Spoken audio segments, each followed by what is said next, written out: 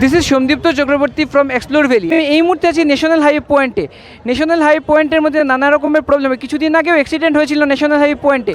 তো দেখা যাচ্ছে যে আজকে রাস্তা অবরোধ করা হয়েছে, সেই কারণে আচ্ছা আমরা একবার দেখে নিই। আচ্ছা, ন্যাশনাল হাইওয়েতে তো কিছুদিন আগে একটা অ্যাক্সিডেন্ট হয়েছিল না?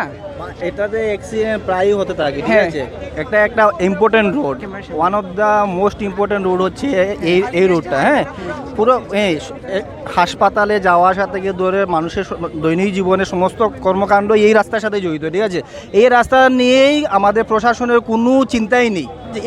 একটু যদি বৃষ্টি হয় তাহলে এখানে কোমর অবধি জল জমে যায়, কিন্তু প্রশাসনের তা নিয়ে কোনো চিন্তা নেই। আচ্ছা, ন্যাশনাল হাইওয়ে তো একটা মানে মেইন একটা পয়েন্ট, যেখান থেকে মেডিকেল যাওয়া হয়, ইউনিভার্সিটি যাওয়া হয়। তো এখানে তো অনেক কিছু, এটা শহরের প্রাণকেন্দ্র বলা যায়। হ্যাঁ, তো অনেক কিন্তু এখানের মধ্যে প্রবলেম হচ্ছে এখানে রাস্তাটা নিয়ে।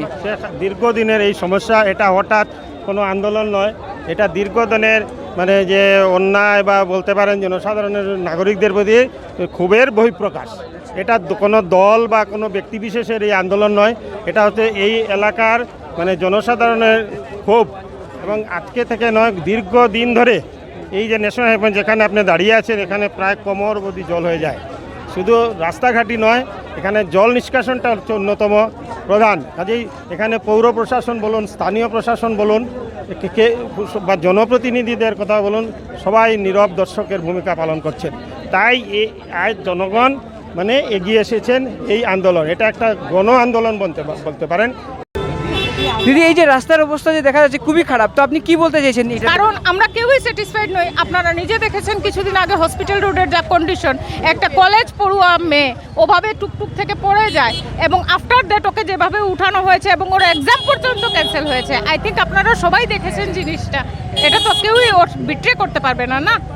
তারপরে এখানে রাস্তাঘাট, এখানে দিনে 4-5টা করে অ্যাক্সিডেন্ট হচ্ছে, না স্টুডেন্টসরা অন টাইম যেতে পারছে পরীক্ষাতে, না কোনো মেডিকেলের পেশেন্ট আমরা টাইমে নিয়ে যেতে পারছি। তাহলে কি হবে?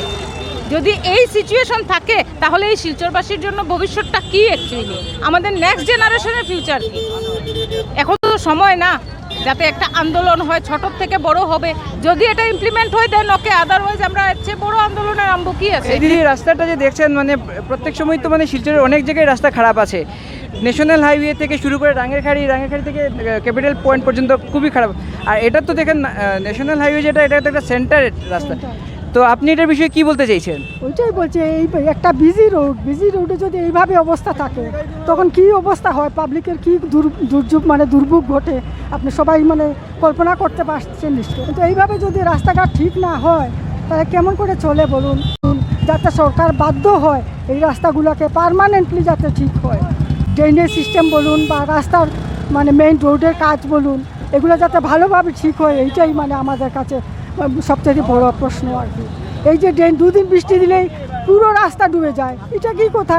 অন্য জায়গায় যে গুয়াহাটি রোডে একটু সব, কলকাতাটা সব জায়গায় বৃষ্টি দিলে জল হয় রাস্তা, কিন্তু ঘন্টা যেতে না যেতে সব জল চলে যায়।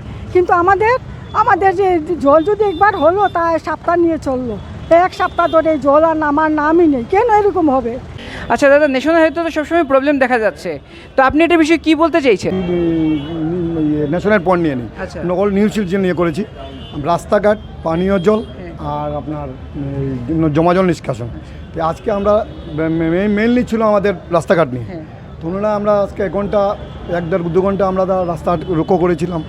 তো ওনারা পিডব্লিউডির আপনার সার্কেল অফিসার, আরবানের এক্সিকিউটিভ অফিসার সব এসে আমাকে আশ্বাস দিয়েছেন 20 দিনের মধ্যে ওরা রাস্তাঘাট ঠিক করে দেবেন, যেটা ড্যামেজগুলো আছে।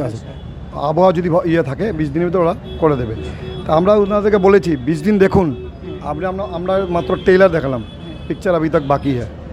তো ন্যাশনাল হাইওয়ে আর শিলচর অনেক জায়গায় তো দেখা যাচ্ছে যে জল জমাট হয়ে যায়, তো সেটার বিষয়ে আপনি কি বলতে চাইছেন? জল জমাটা নালা আপনার দখল করে আছে। নালা মেজর নালাই তো নেই, নালা খুদাই নেই, কোনো কাজ চলছে না, এমনিতেই সব বসা। জল আসলেই মনে হয় আপনাদের প্রশাসনের নড়াচড়ে বসে।